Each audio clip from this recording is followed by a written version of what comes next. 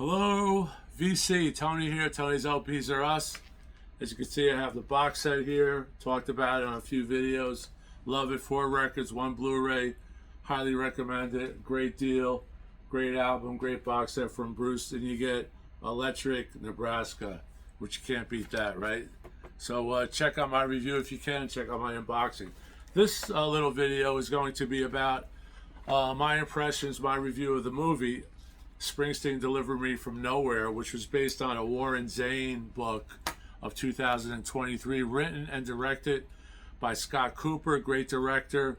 Did a lot of movies. Among them were Hostels, 2017, which is a horror western, which I recommend. Also did Bad Mass or Black Mass with Johnny Depp, which is about a Boston crime family in Boston, you know, battling the mafia and the Italian gang and the Irish gang. And he also did Crazy Heart with Jeff Bridges, which was a really good film. I think it won a lot of awards. I think even Jeff Bridges may have won an award for that. I'm not certain. I didn't look up any of those. But written and directed by Cooper, based on the book by Warren Zanes. I don't have the book. Really looking forward to picking up a copy in paperback if I can. I have read Bruce's book, Born to Run, which is his memoir a few years ago.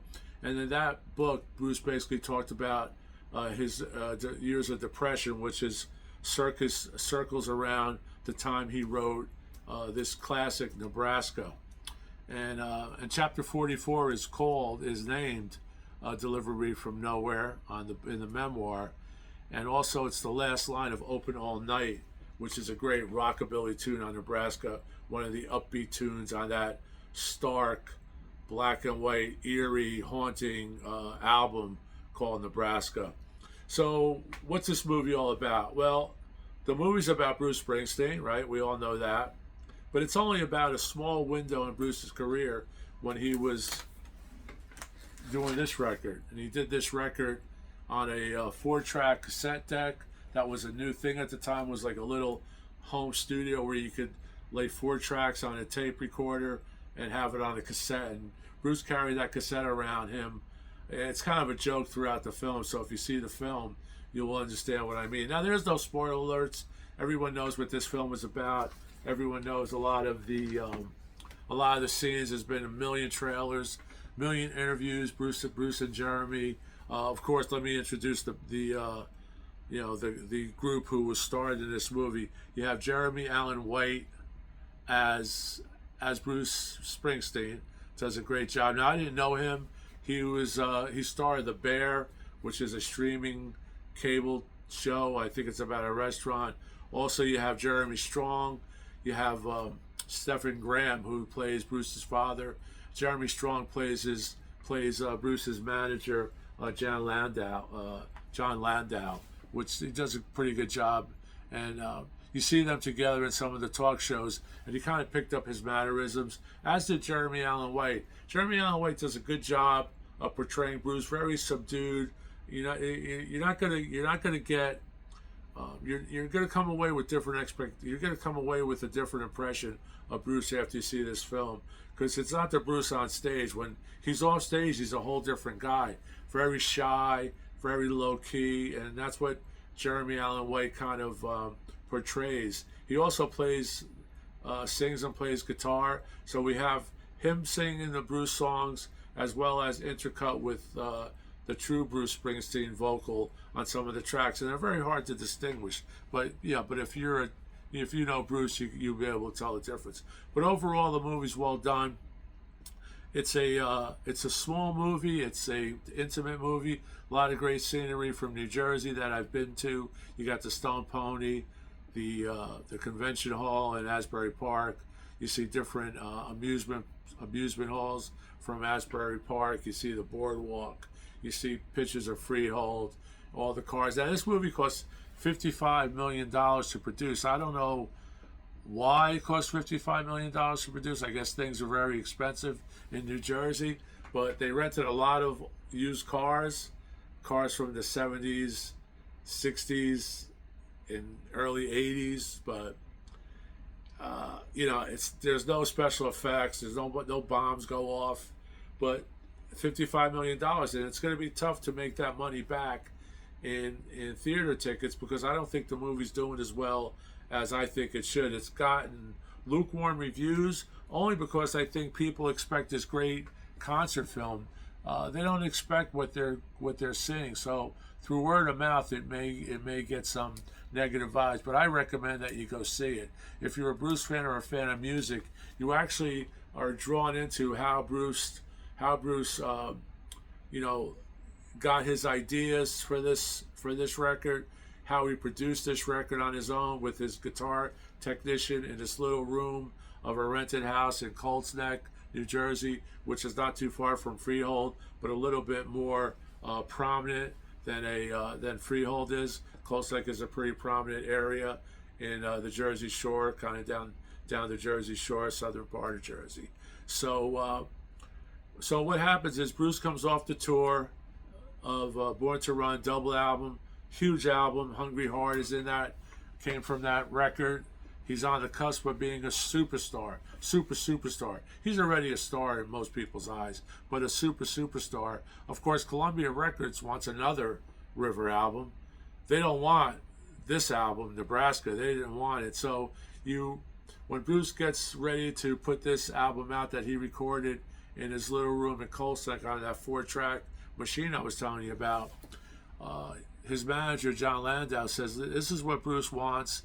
This is the only thing Bruce wants. He doesn't want it being no press, no fanfare. He doesn't even want his picture on the cover. It's just, this is the cover that they ended up getting. It's just like a landscape through a car window of a New Jersey darkness on the edge of town type of deal. So, but in it we have a love interest, which is a girl Bruce meets outside the Stone Pony.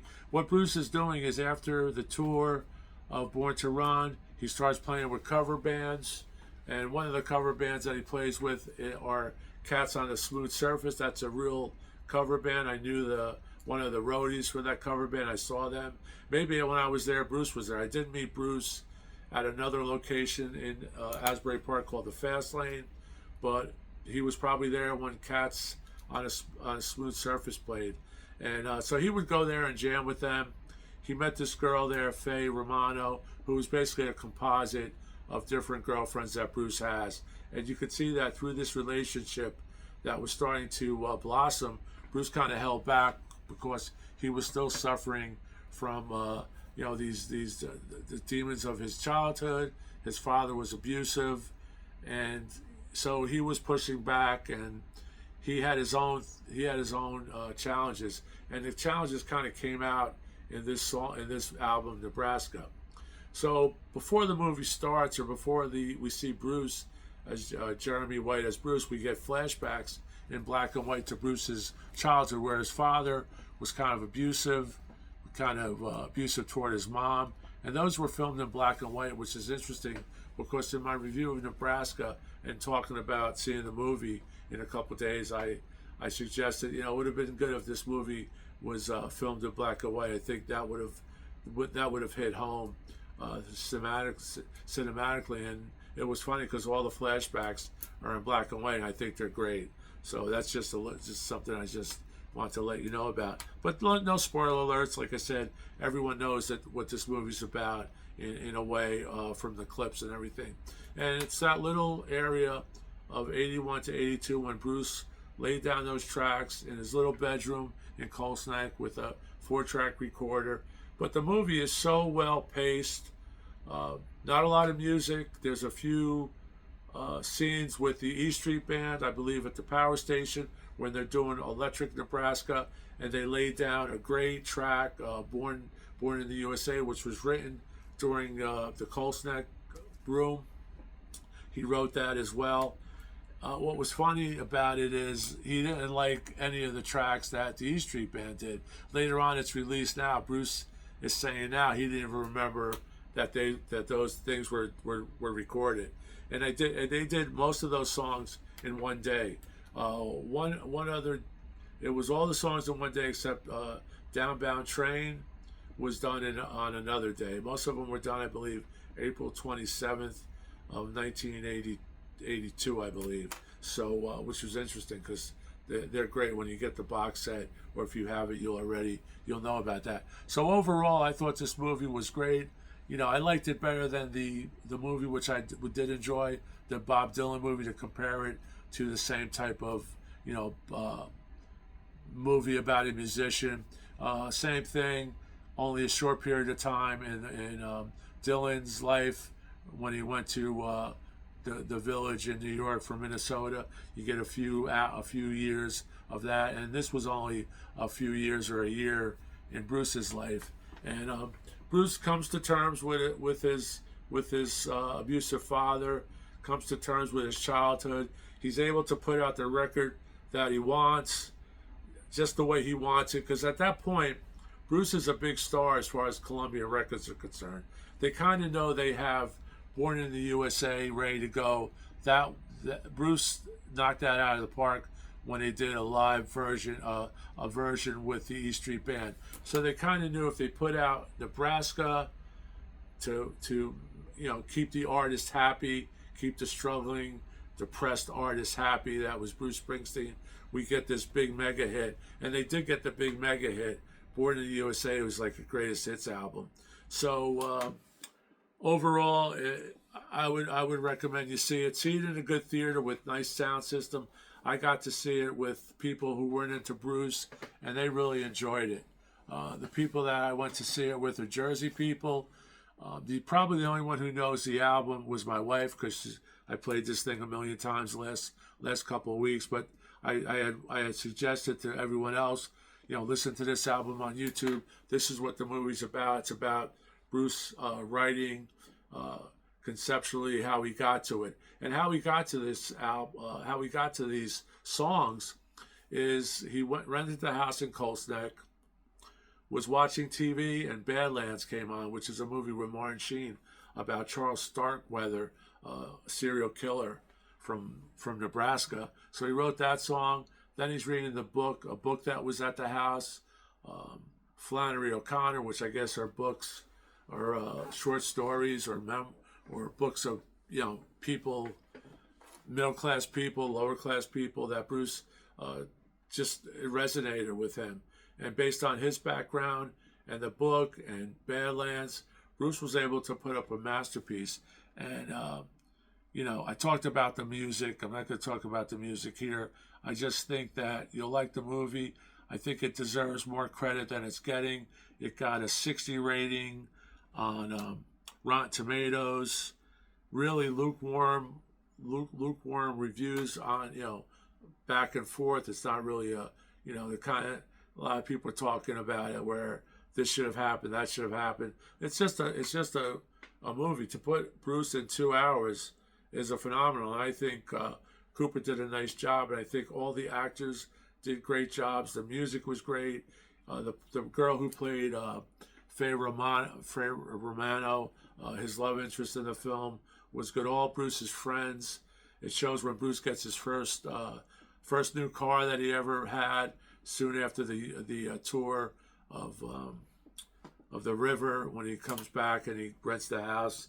So overall, a cool movie. I think you'll like it. I would definitely recommend you see it. And you really should see it on a big screen with a really good sound system, because I think this movie's probably only going to be in the theaters for a couple of weeks. I don't think it's going to stay in the theaters too long. I could be wrong. Maybe it'll pick up momentum and the theaters will hold on to it. But, you know, a movie runs in general 4 weeks in a theater now. I think this is the second week. So if you can, go see it. You know, and you're also you're going to get more out of it, I think, if you see it in a theater with other people. Maybe Bruce fans, maybe not Bruce fans. But if you're a Bruce fan, go see it. If you're a casual Bruce fan, listen to Nebraska, read about Nebraska, and you'll get more out of the film. But overall, I give it a thumbs up, and I give it a like an 8 or something out of 10. I thought it was really well done. Very nice direction, very good acting, Jeremy Allen White did a great job as Bruce. You kind of feel for him. He's really there playing harmonica, playing guitar, and he gets into it. So thanks a lot for watching this review. I hope I was able to articulate what I wanted. It's hard to put, I don't want these videos to be too long, so I kind of cut to the chase in a lot of things. But overall, the people that I went to see it with all thought it was a terrific film, like I did. So that's about it. Keep rocking. Thanks for watching, and we'll see you soon. Ciao.